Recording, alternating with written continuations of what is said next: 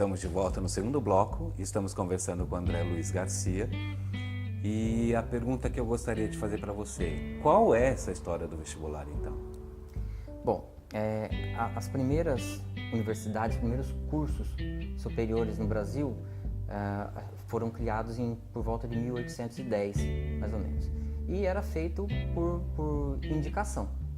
O aluno tinha que ter 16 anos, tinha que ter estudado num bom colégio, um colégio tradicional, e aí ele era indicado para entrar no curso superior.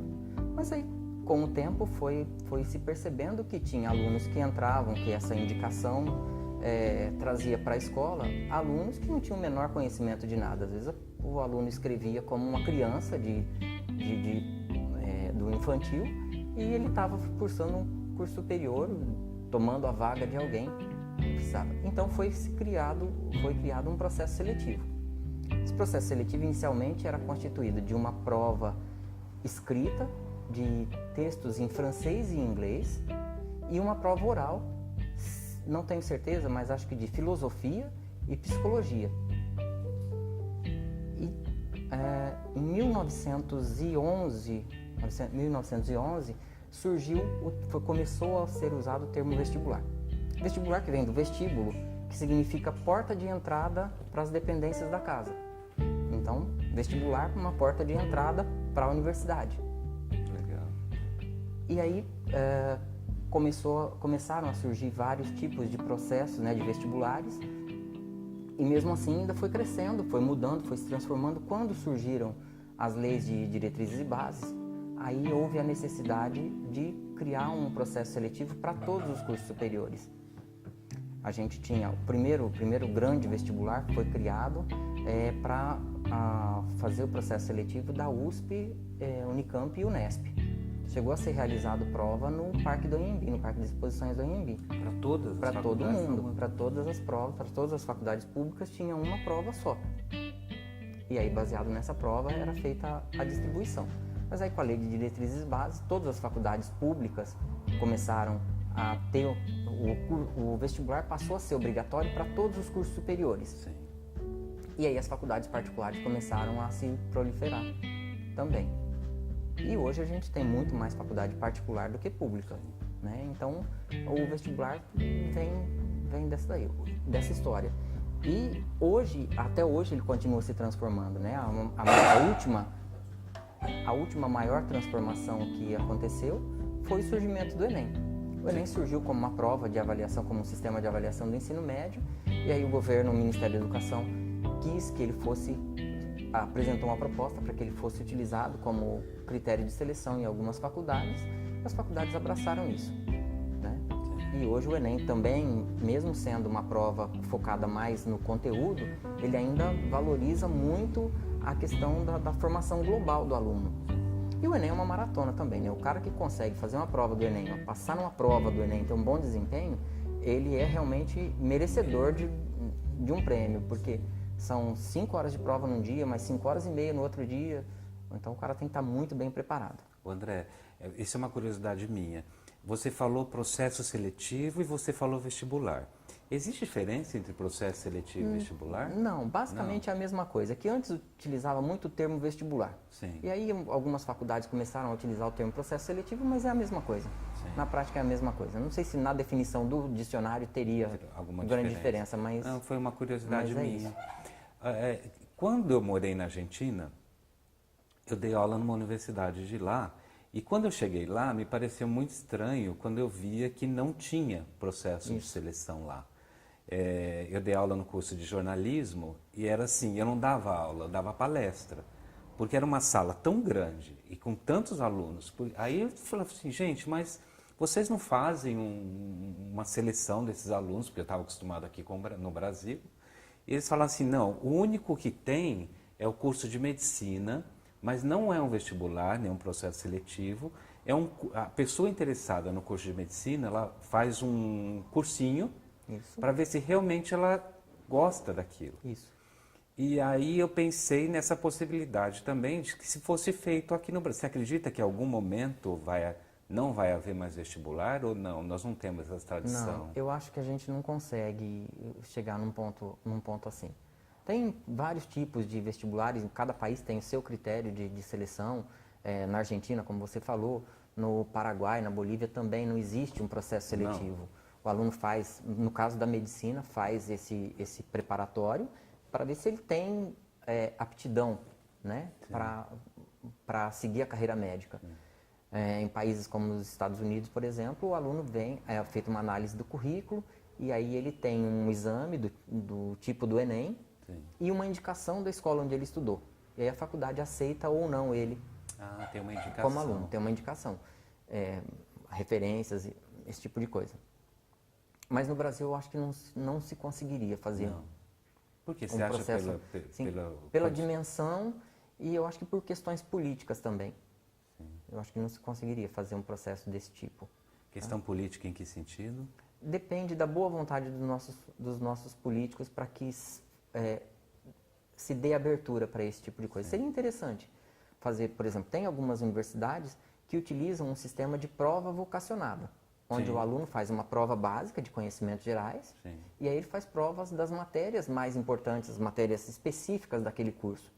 E essas notas dessas matérias valem muito mais. Qual que é a postura do aluno hoje com relação ao vestibular?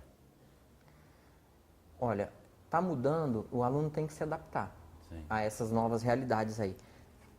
É cobrado um conteúdo muito grande.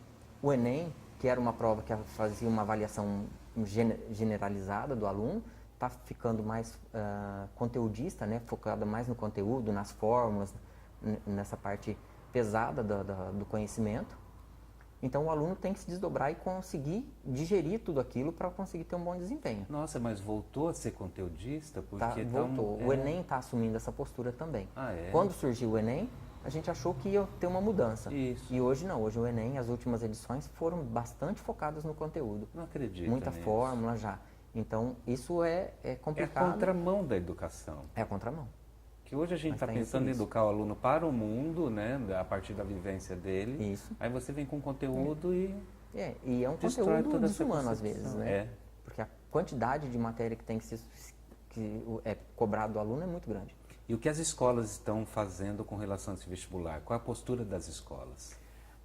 A escola particular foca na formação do aluno pensando no vestibular, pensando no Enem, pensando no vestibular. Então ela tem que se desdobrar para cumprir toda a programação e fechar esse conteúdo dentro daquele prazo.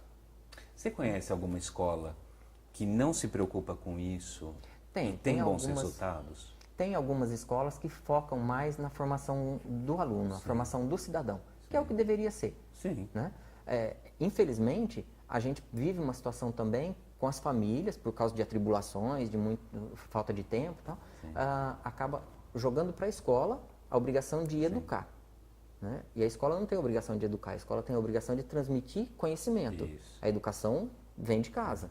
Né? E não um conhecimento tão conteudista. E não um conhecimento tão fechado desse jeito. Né? Isso é muito complicado também, ainda. Eu tenho dó dos alunos que ficam, na verdade, no ensino médio você tem aluno que fica das 7 da manhã ao meio-dia, depois ele volta a 1, fica até às 6, vendo fórmulas.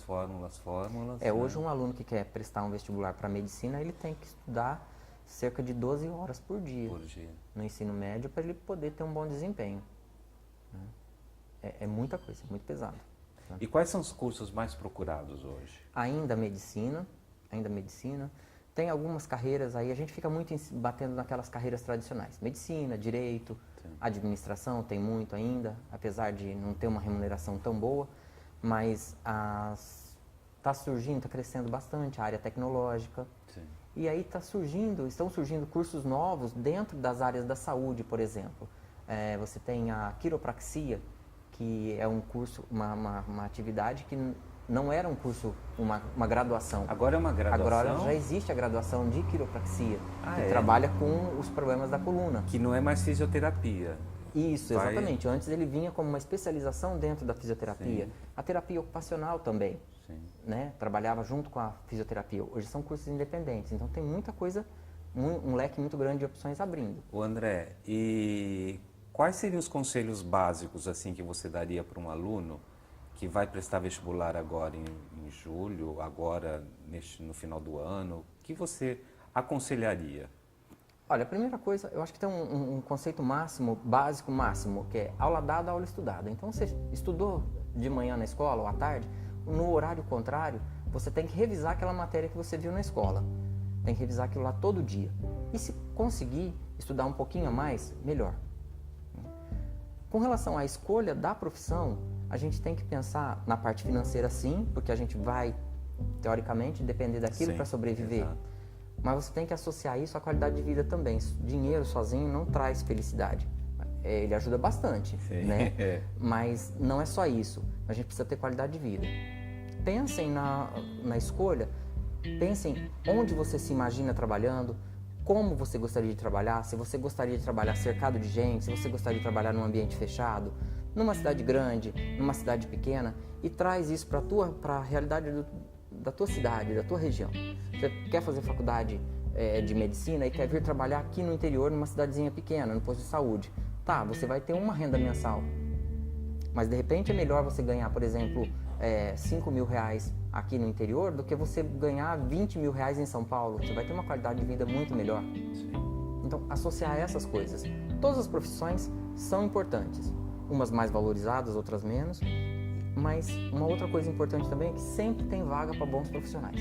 O bom profissional, o cara que é esperto, ele sempre encontra um jeitinho de se encaixar no mercado de trabalho e ganhar o espaço dele. Sim. Sempre por aí. Que bom. Não, é bom você falar que daí como você está envolvido nisso, alguns conselhos são bons, né? De não só focar naquilo que dá dinheiro. Eu acho que existe um campo muito amplo, Sim. né? Mas eu sinto assim, com alguns alunos que eu converso a respeito de vestibular, eu tenho a grata surpresa de saber que é diversificado. O gosto deles, o querer deles é diversificado, né? Não é só em cima de algumas disciplinas, de alguns cursos que realmente a gente pensa no financeiro, mas tem outras possibilidades também e eles estão conscientes, pelo menos com aqueles com os quais eu falo, eles têm consciência disso. Aí eu faço a mesma pergunta que eu fiz para você: por que na medicina, né? Para não ser chato, né? Eles falam assim: não, professor, é por isso, e eles me justificam. Isso é muito interessante, né? É muito legal quando o aluno chega já com personalidade, com aquela coisa decidida, expondo as ideias dele e colocando. E a gente, infelizmente, também esbarra muito ainda na questão da orientação, da influência da família, da influência dos pais. O meu pai quer que eu faça medicina. O meu pai quer que eu faça direito. E isso não é legal. Você tem que deixar, orientar sim, mas não influenciar na escolha. E você acha que uma pessoa com 18 anos é capaz de escolher de maneira... O mundo que a gente vive hoje, eu não sei se quando essas pessoas têm maturidade para tomar essa decisão. Eu acompanho demais gente que começa uma faculdade e depois abandona, às vezes chega a fazer o curso inteiro e depois não vai exercer a profissão porque não era aquilo que queria. Okay. André, muito obrigado pela presença. Eu Parece que que foi tão curto o tempo assim, eu queria fazer outras perguntas, mas deixa para outras oportunidades. Sim. Ok, terminamos aqui o programa Educação e Eles. Nos vemos na próxima.